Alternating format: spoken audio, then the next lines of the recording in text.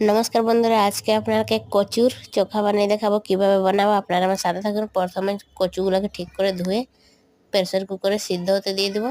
সিদ্ধ হয়ে গেছে, কচুর চোখা হাঁটাই নেব। ঠিক করে চোখা হাঁটাইছি সব কচুর, অনেক সুন্দর সিদ্ধ হয়ে যায়।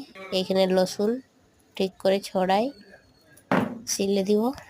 এখানে কাঁচা লঙ্কা রসুন ঠিক করে বেটে নেব। এইভাবে আমি বেটে নিয়েছি, দিয়ে দেবো কচুর উপরে। তেল দেবো, পরিমাণ মতো লবণ দেবো। ঠিক করে কচুগুলোকে ভেঙে হাতের সাহারায় ঠিক করে মাখে নেব। এইভাবে কচুটাকে আমি ঠিক করে মাখে নিয়েছি।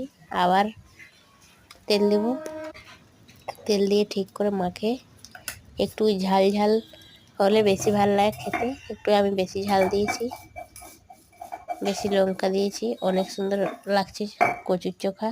আপনারাও বানাই, খেয়ে বলবেন, কমেন্ট